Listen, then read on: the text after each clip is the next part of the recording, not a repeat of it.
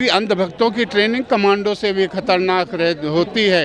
ये अशिक्षित रह लेंगे, भूखे रह लेंगे, नंगे रह लेंगे, लेकिन कभी सत्य कबूल नहीं करते। उनको मणिपुर की केस दिखाई नहीं दे। कोई बोल रहा है, कोई भी जितने आरएसएस या कोई दल है, कोई सामने आ रहा है कि मणिपुर के साथ क्या। राजस्थान में भी हो रहा है, बिहार में भी हो रहा है, बंगाल में भी हो रहा है ये कांड, तो ऐसा तो ये ऐसा है। इसी तरह ये दिखा देंगे ना, ये तो पूरे देश की समस्या बना देंगे और कहेंगे ये तो समस्या है। ये तो सब प्रदेशों में हो रहा है, मणिपुर का कोई अलग। अभी ऐसा कोई नया होगा, उसी में सबके सब को बराबर कर देंगे। फूंक मारें और चाइना पाकिस्तान अपने घर में घुस जाए और शिक्षा स्वास्थ्य सुरक्षा मिल जाए, क्या ज़रूरत है? नहीं, कहीं नहीं सोची समझी रणनीति चल रही है।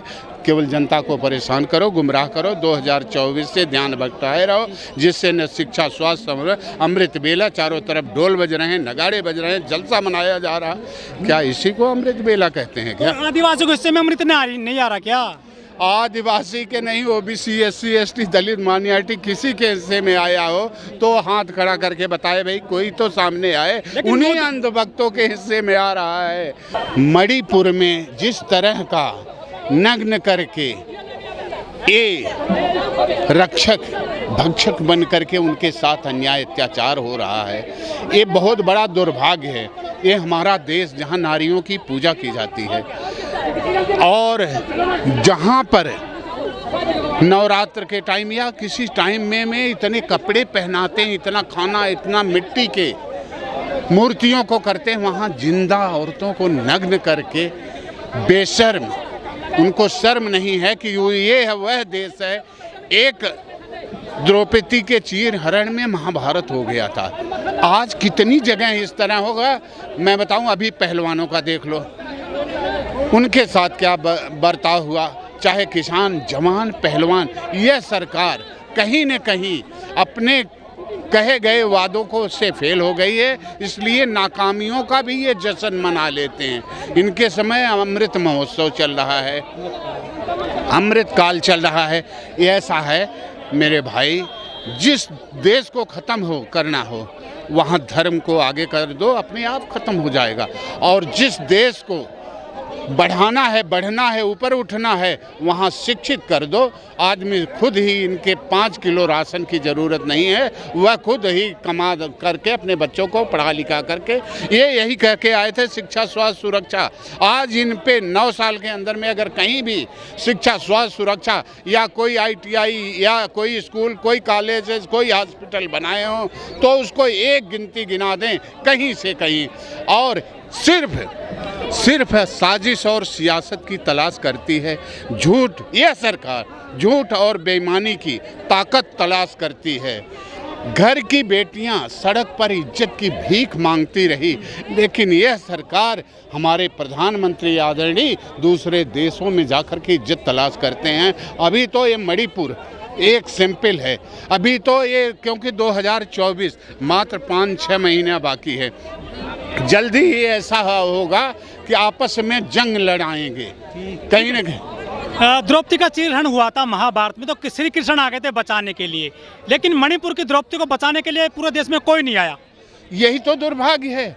ये अभी जो नेता हैं विपक्षी, वो अपना बैठ के अपनी रोटी, अपनी इलेक्शन का इंतज़ार कर रहे हैं। उनसे भी कहना है कि अगर तुम्हें भी यही काम करना है, चुन करके राजनीति करना है, तो ये भूल जाओ और निकलो।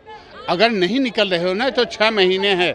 और ये हमारे जो बहुजन OBC, SC, ST, माइनॉरिटी के नेता बन के जाके 300 के लगभग वहाँ देश के बड़े लोकतंत्र में बैठे हैं, जो हिंदू मुसलमान की नंगी नाच करवा रहे हैं। यह देश नफरती जहर से नहीं, यह देश अगर एक फूल से ले जाओ तो कहेंगे एक फूल का गुलदस्ता है, ये 4 फूलों का से गुलदस्ता होता है। ये हिंदू, मुस्लिम, सिख, ईसाई, ये हमारे 4 फूल हैं। नफरती जहर से देश नहीं चलेगा। अभी तो मणिपुर एक टेलर चल रहा है। अभी हर प्रदेशों में जितने प्रदेश के हैं विपक्ष में बैठने के नेता हमारे जो हैं OBC, SC, ST, दलित, माइनॉरिटी के जो चुन के गए हैं ना, उनके उनको भी आगे अगर नहीं सुन रहे हैं, नहीं आवाज़ उठा रहे हैं, तो उनको भी क्षेत्र में बढ़ने नहीं दिया जाएगा। लेकिन सिर्फ देश में बताते हैं अमृतकाल चल रहा है, आज़ादी का अमृत महोत्सव है, देश विश्व गुरु बन रहा है, डंका बज रहा है मोदी जी का, तो महिलाएं नंगी कैसे घूम सकती हैं इसमें? ये ऐसा है, अब तो अपना देश ही नहीं, दूसरे देश भी विरोध करने लगे हैं। दूसरे देशों से भी विरोध चल रहा है, काला झंडा दिखाया जा रहा है कि भारत वह देश है जहां नारियों की पूजा की जाती है। क्या उस नारियों की पूजा करने वाले देश में नग्न करके घुमाया जा रहा है? ये कहाँ ले जाना चाहते हैं, कहाँ देश को ले जाना चाहते हैं? किसी की नहीं सुनते। जब इनको मणिपुर में जाकर के मणिपुर गरीब और महिलाओं की आवाज़ सुनना था तो राजस्थान में जाकर के वहाँ प्रचार में, जब धरना प्रदर्शन पहलवानों का था तो जाकर कर्नाटक में, कभी न कहीं दूसरा।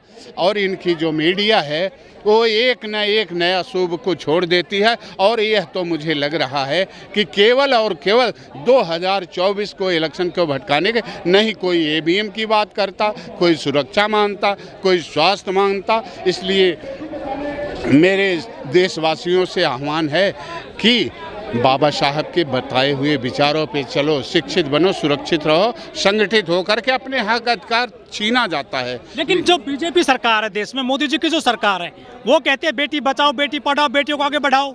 अब बीजेपी ने आदिवासी महिला को राष्ट्रपति बना रखा है सर, और क्या चाहिए आपको? ऐसा है, हमारी महामहिम में आदिवासी जो राष्ट्रपति जी हैं, उनको तो कब का इस्तीफा दे देना चाहिए था। जब उनकी नहीं कोई सुनवाई हो रही तो गद्दी पे उसको बैठने का कोई अधिकार नहीं होता। जहां महिला होकर के महिला की बात नहीं सुन रही, तो यह देश का बहुत बड़ा दुर्भाग्य है। इसलिए मेरा हाथ जोड़ करके निवेदन है कि जल्द से जल्द कोई निवारण निकालें और समस्याओं का समाधान करें, नहीं तो एक राष्ट्रव्यापी आंदोलन होगा जिसमें बाबा साहब का संविधान लेकर के सब लोग जात से ऊपर उठ करके, क्योंकि राष्ट्र ही खतरे में हो रहा है, यहाँ कोई हिंदू मुसलमान नहीं। हमारे देश के प्रधानमंत्री जी को शायद देश के बारे में लोग कम जानते हैं, इनके विदेश के बारे में लोग ज़्यादा जानते हैं। जब यहाँ कोई समस्या होती है तो अपनी निजी जहाज़ से विदेश में जाके उतरते हैं